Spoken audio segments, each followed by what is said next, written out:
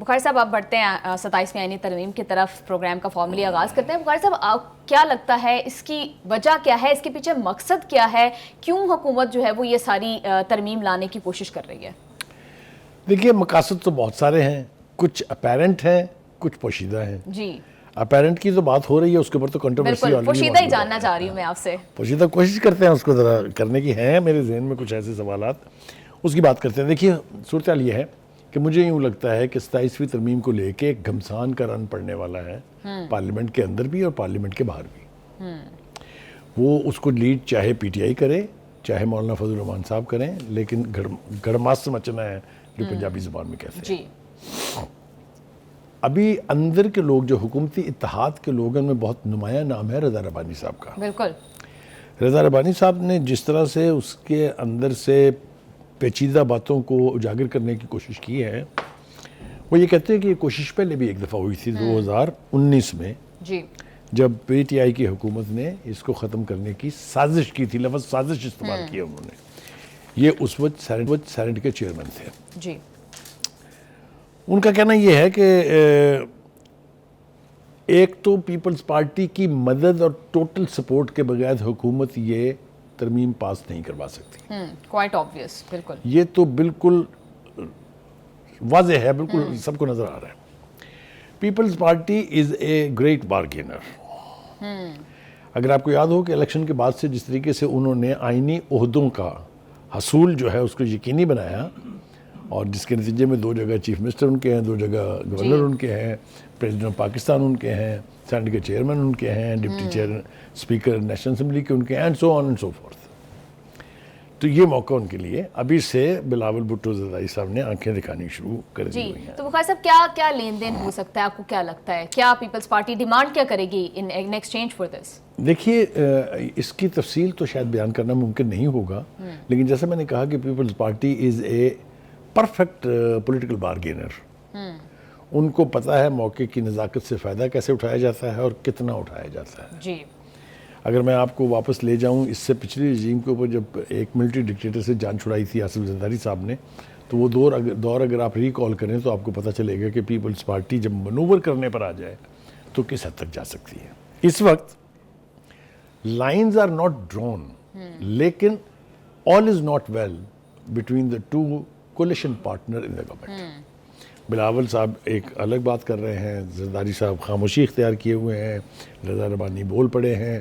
ابھی جو ہم اس کے قریب جائیں گے تو آپ کو اور آوازیں اٹھتی دکھائی دیں گی.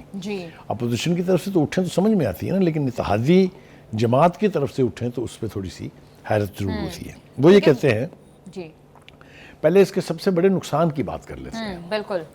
یہ جو 8ویں ترمیم ہے یہ 2010 میں پاس ہوئی تھی، اور اس کے نتیجے میں 18ویں ترمیم 2010 میں پاس ہوئی تھی، اور اس کے نتیجے میں 25-30 سالہ دیرینہ مطالبہ جو تھا کہ صوبوں کو خود مختار ہونا چاہیے، وہ خواب شرمندہ تعبیر ہوا. یہ وہی خواب ہے جس کے شرمندہ تعبیر نہ ہونے پر ہمارا ایسٹرن ونگ ہم سے علیحدہ ہو گیا تھا.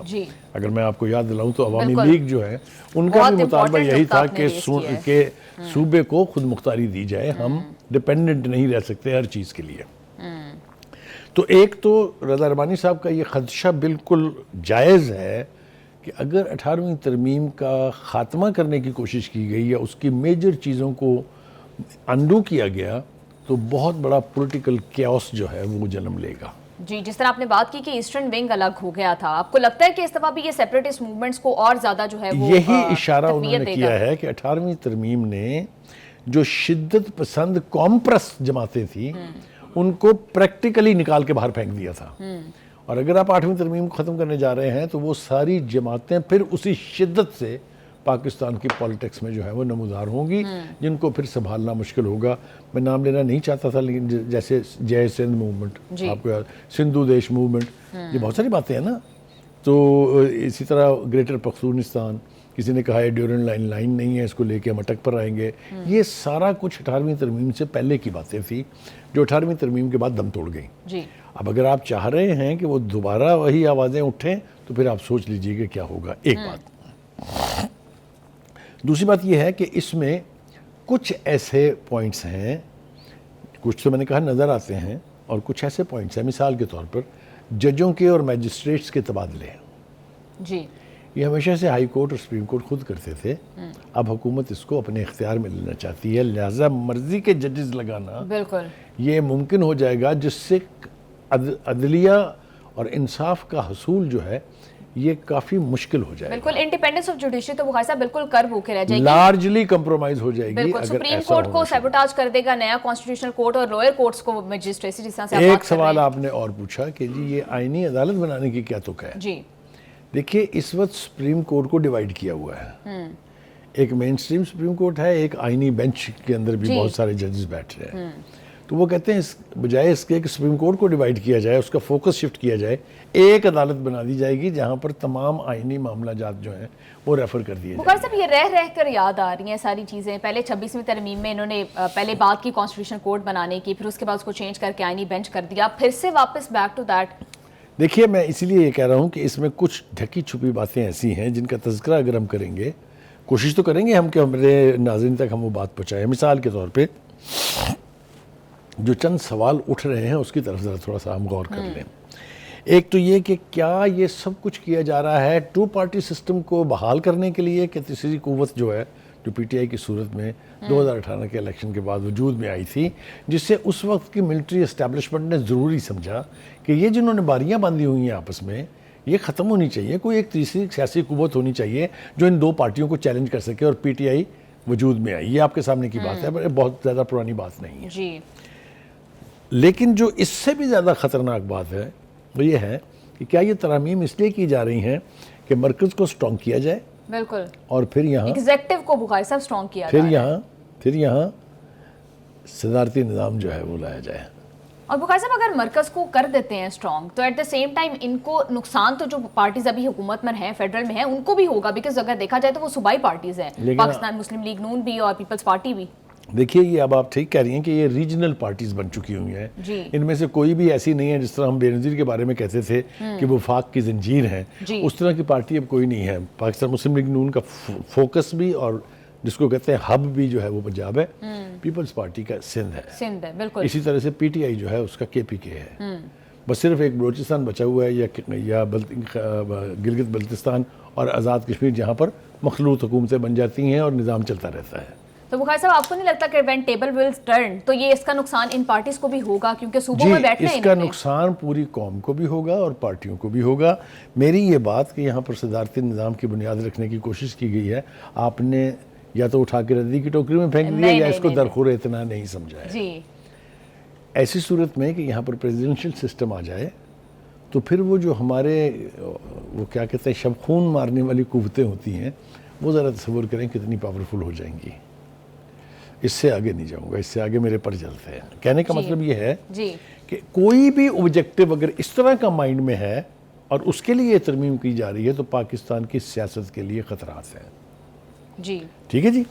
بخاری صاحب آپ کو کیا لگتا ہے کہ جس طرح سے رضا ربانی صاحب پیپلز پارٹی میں ایک اہم جو ہے وہ شخصیت ہیں، ان کا موقف وہ تو اس کو مترادف سمجھتے ہیں کہ جو 18ویں ترمیم ہے اس کے ریورسل سے اس کو کمپیئر کر رہے ہیں، تو آپ کو لگتا ہے کہ پیپلز پارٹی اس پر جو ہے وہ حمایت کرے گی اس ترمیم کی؟ دیکھیے پہلی بات تو یہ کہ رضا ربانی کے کنسرنز بالکل ٹھیک ہیں۔ جی پہلی بات تو یہ کہ وہ پیشے کے اعتبار سے وکیل ہیں، اور دوسری بات یہ کہ ویٹرن پولیٹیشین ہیں اور اہم عہدوں پر رہ چکے ہیں، وزارتیں بھی بہت ساری دیکھی ہیں انہوں نے، پھر چیئرمین سینٹ رہ چکے ہیں، لہٰذا آئینی اعتبار سے آئینی معاملوں کے اوپر ان کی گرفت کے بارے میں کوئی دو رائے نہیں ہو سکتی۔ جی وہ یہ کہہ رہے ہیں، ان کا جو اگر آپ پورا مجھ سے پوچھیں کہ ان کی جسٹ کیا ہے بات کرنے کی، تو وہ کہتے ہیں کہ اگر یہ ترمیم پاس ہوتی ہے تو 18ویں ترمیم کا جنازہ سمجھے نکل گیا، کیونکہ جتنے اہم پوائنٹ اس میں سیٹل کیے گئے تھے اس میں وہ سارے انڈو ہو جائیں گے۔ یہ ہے رضا ربانی صاحب کا کہنا، which I largely agree with him، کہ وہ ٹھیک کہہ رہے ہیں۔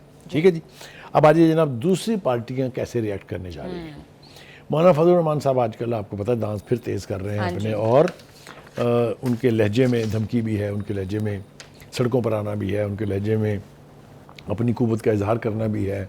انہوں نے یہ بھی کہا ہے کہ اسلام آباد ہم سے دور نہیں ہے، یعنی وہ گفتگو جو اس سے پہلے پی ٹی آئی کی لیڈرشپ کرتی تھی اس سے ملتی جلتی گفتگو مولانا کی زبان سے ہم تک پہنچ رہی ہے، which is وہ بھی گیو اینڈ ٹیک کے لیے شاید پریشرائز کرنے کی کوشش کر رہے ہیں۔ ہمیشہ آپ ان دیکھیں ان کی ایک تاریخ ہے، ان کی پارٹی اسٹیبلشمنٹ سے ہٹ کے نہیں رہ سکتی.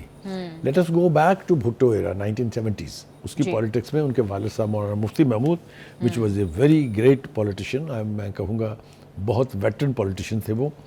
انہوں نے بھی ہمیشہ موقع کی نزاکت کو دیکھ کے حالات کے تقاضوں کے مطابق اپنے پارٹی کے فیصلے کیے. وہی لیگسی جو ہے وہ مولانا فضل الرحمان صاحب لے کے چل رہے ہیں. اس کی بہترین مثال جو 26ویں ترمیم تھی اس کے اوپر آپ نے دیکھا تھا کہ انہوں نے کس طرح سے اپوزیشن کو لیڈ کیا, بہت شور مچایا کافی, اور اس کے بعد جب بہت شور سنتے تھے پہلو میں دل کا, جو چیرا تو ایک قطرہ خون نہ نکلا. کیا بات ہے. وہ گئے دیکھنے, وہ کہتے ہیں نا کہ تماشا ہم بھی دیکھنے گئے پر تماشا نہ ہوا. تو وہ معاملے کو بڑھاتے ہیں, معاملے کو پیک تک لے جاتے ہیں اور پھر وہ فیصلہ کرتے ہیں جو at the back of his mind ہوتا ہے. پروگرام میں واپس آئیں گے ایک شارٹ بریک کے بعد, ساتھ رہیے گا.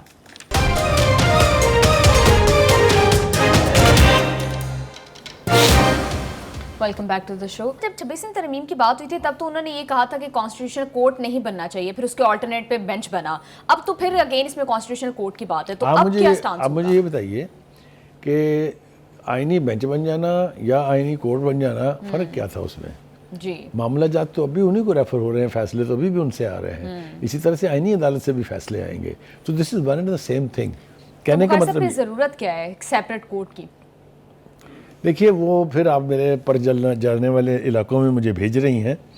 ایسی عدالتیں یا ایسے فورم جہاں سے سٹنگ گورنمنٹ کے خلاف فیصلے آ سکتے ہوں, اس پر جتنا زیادہ اختیار حکومت حاصل کر لے اتنا ہی بہتر ہوتا ہے. اور یہ سارے ہتھ کنڈے ہیوی لفظ ہے لیکن میں استعمال کر رہا ہوں, اسی لیے استعمال کیے جاتے ہیں اور کیے جا رہے ہیں کہ کہیں نہ کہیں کوئی نہ کوئی کنٹرول ایسے فورمز پر رہے جو کسی سیاسی جماعت کی تقدیر بدل سکتے ہیں. جی, اب اس سے آگے مجھ سے کیا کہلوائیں گے آپ؟ بالکل, یہ تو ہو گیا ایک.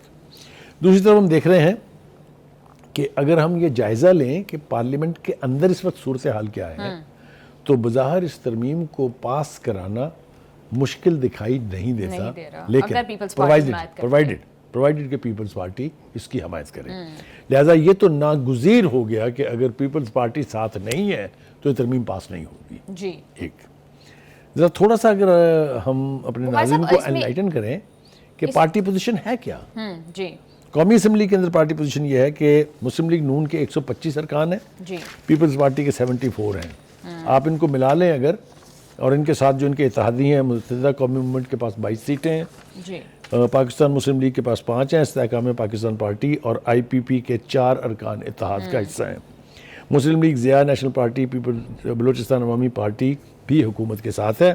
4 آزاد ارکان کی حمایت بھی انہیں حاصل ہے. تو یہ جو ہے ٹوٹل صورتحال یہ ہے کہ اس وقت قومی اسمبلی میں حکومت کو 237 ارکان کی اکثریت حاصل ہے, جبکہ ترمیم کی منظوری کے لیے آپ کو غالباً 224 ووٹ درکار ہیں. تو they are in a comfortable position. مگر سینٹ میں صورتحال ٹھیک نہیں ہے. جی, وہاں بخار صاحب اس میں اس ساری صورتحال میں پی ٹی آئی بھی ایک سٹیک ہولڈر ہے. آپ کو کیا لگتا ہے کہ پی ٹی آئی اب اس کو کافی لمبی چوڑی تنقید تو بیرسٹر گوہر صاحب نے کی ہے, لیکن practically what they will do کہ یہ ترمیم پاس نہ ہو سکے, ان کے پاس آپشنز کیا ہیں؟ ان کے پاس ایک ہی آپشن ہے کہ وہ کسی طریقے سے پیپلز پارٹی کو توڑ لیں, جس کا کہ امکان کم ہے. کیونکہ پیپلز پارٹی کو نہ ہی نون لیگ کی لیڈرشپ ٹرسٹ کرتی ہے کیونکہ وہ اپنی جگہ پر کھڑے نہیں ہوتے ہیں. یو ٹرن جو ہے وہ بقول عطا اللہ تارڑ کے راؤنڈ بن چکا ہے. جی, U turn is now a round circle. یہ عطا اللہ تارڑ صاحب سے پہلے تو آپ کہہ چکے تھے کہ now it's a no. Anyway, having said that, تھوڑی سی اگر اجازت دے دیں آپ. دوسری طرف اگر ہم دیکھیں اپوزیشن کی جو آپ نے بات کی کہ پی ٹی آئی کی صورتحال کیا ہے, قومی اسمبلی میں اپوزیشن کے آزاد اراکین کی تعداد 76 ہے, 76, اور آزاد اراکین سے basically Murad P T I ہے. ٹھیک ہے جی. JUIF کے 10 ارکان ہیں, اور بلوچستان نیشنل پارٹی جو ہے مجلس وات المسلمین MWM, پشتون خواہ ملی عوامی پارٹی, ان کا ایک رکن ہے. تو یہ ٹوٹل تعداد جو ہے یہ آپ جمع کر لیں اگر, تو اتنی نہیں ہے کہ کسی ترمیم کو ہونے سے وہ روک سکیں. ٹھیک ہے جی.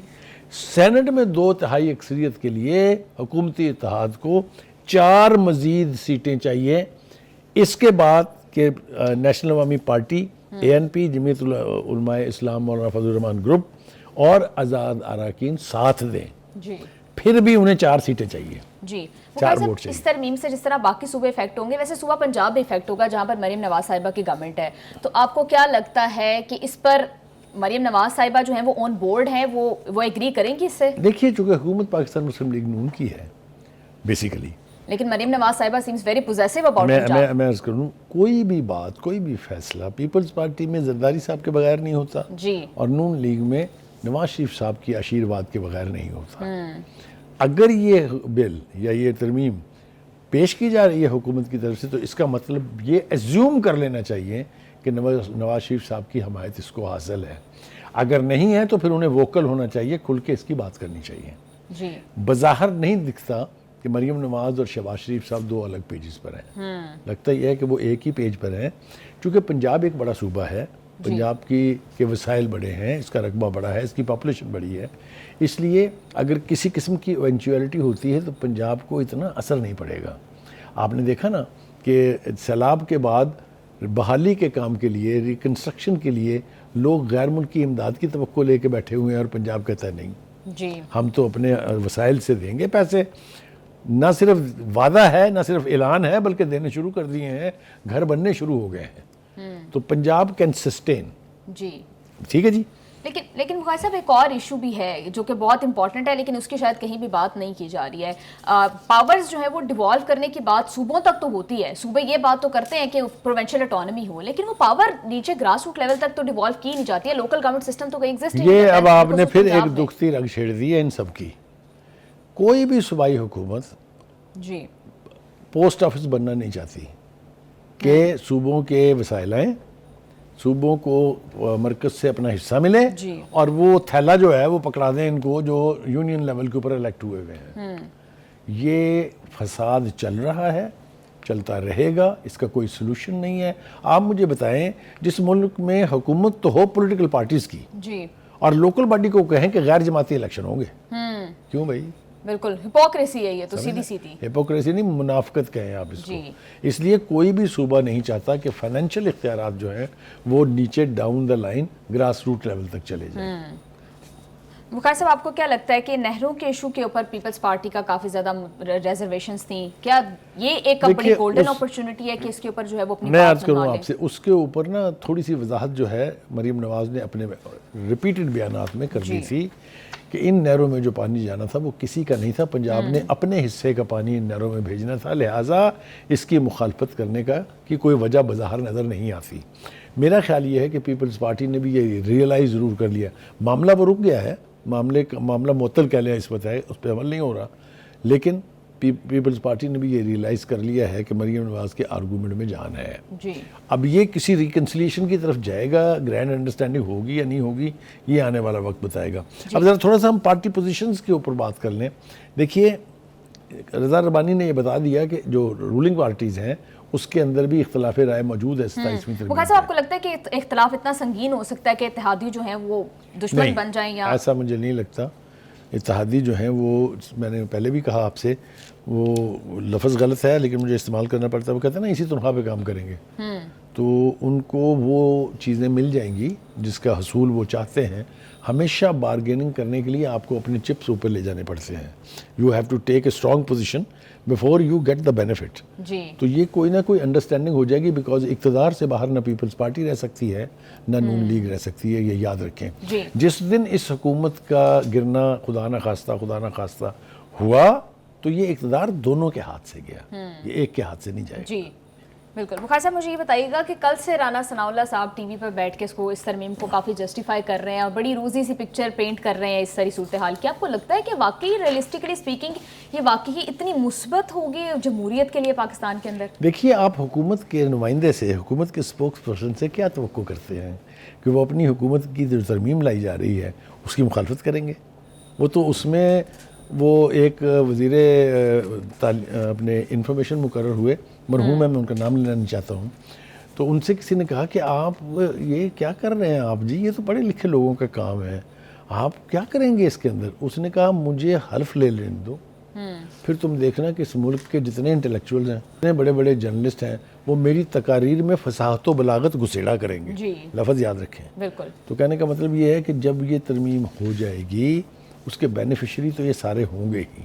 اس وقت بیرسٹر گوہر یہ دو باتیں کہہ رہے ہیں. جی, ایک وہ یہ کہہ رہے ہیں کہ جناب ہم تو اس کی مخالفت کریں گے, ہم نے تو اس کی مخالفت کرنی ہے. دوسرا یہ کہہ رہے ہیں کہ مجھے بانی سے ملنے دیجئے جیل میں جا کے ان سے ہدایت لے کے پھر پارٹی کی پوزیشن واضح کروں گا. لیکن وہ ملیں یا نہ ملیں, پی ٹی آئی نے کسی ڈھنگ کے کام میں ساتھ نہیں دینا ہے حکومت کا. رانا ثناء اللہ صاحب کا جو آرگومنٹ ہے وہ یہ کہتے ہیں کہ تاثر یہ دیا جا رہا ہے کہ شاید آئین میں ترمیم پہلی دفعہ ہو رہی ہے. وہ کہتا ہے آپ 27ویں ترمیم کی بات کر رہے ہیں تو پہلے 26 ہوئی ہیں نا, تو تب تو کوئی نہیں بولا. اور دوسرا اس نے یہ کہا کہ آئینی ترمیم کرنے کا حق آئین دیتا ہے کہ جو وقتی تقاضے ہوں, جو گراؤنڈ ریالٹیز ہوں, اس کے مطابق آپ آئین کو اپڈیٹ کر لیں. یہی وجہ ہے کہ آئین میں پروویژن رکھی گئی کہ ترامیم جو ہے وہ کی جا سکتی ہے. تو ان کا سارا آرگومنٹ اس بات پہ تھا کہ ایسا تاثر دینے کی کوشش نہیں کرنی چاہیے کہ کچھ پہلی دفعہ آئین سے کوئی کھلواڑ ہونے جا رہا ہے. وہ کہتے ہیں کہ ترامیم تو ہوتی رہتی ہیں, یہ سیاسی جماعتوں کا حق ہے اور پارلیمنٹ کی روایت ہے. جی بالکل بخاری صاحب ٹھیک کہہ رہے ہیں. 27ویں ترمیم کے کیا پروز اینڈ کونز ہیں وہ سلیم بخاری صاحب سے ہم نے جانا ہے. پروگرام میں ایک بریک شامل کریں گے. بریک سے واپس آ کر مشرق وسطیٰ کی صورتحال پر بات کریں گے. ساتھ رہیے گا.